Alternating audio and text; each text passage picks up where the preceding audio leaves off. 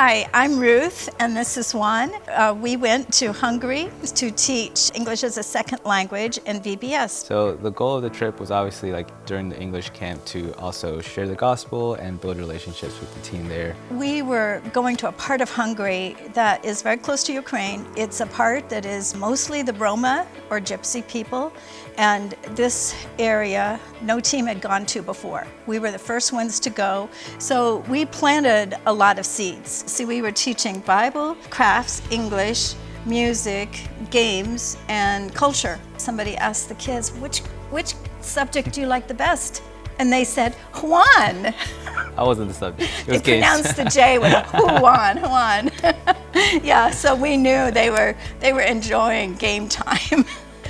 Yeah, but I think they enjoyed all of it because the first day we got more kids the second day, and they just kept coming in, and we're like, oh boy, I think we don't have enough chairs.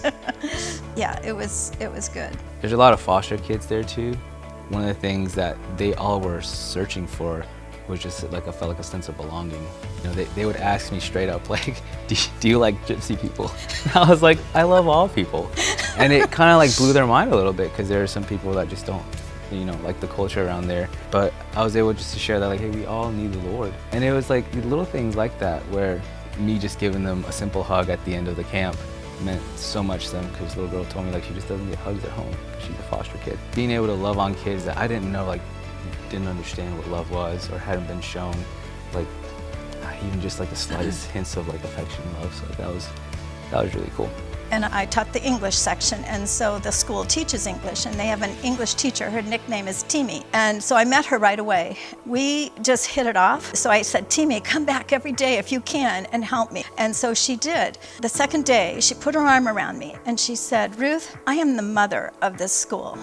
And she said, when you came, I felt the burden lift. A couple days later, when we had a dinner that was outside and everybody else went down to the river, and I stayed back and Timmy stayed with me.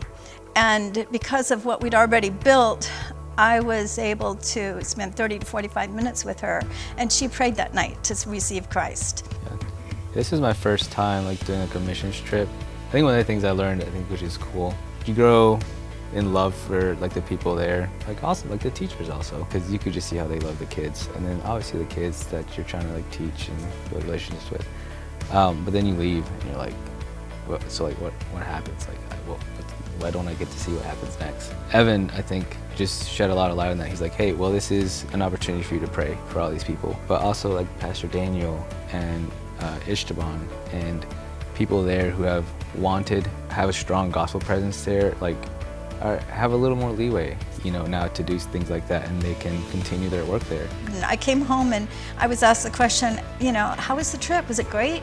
And I had to stop and think, because in some ways it was great, but I came home feeling a burden and just feeling kind of sobered for them, because some of these kids are growing up in a situation where you feel like there's no hope. We know there's hope with Christ, but it's a hard life.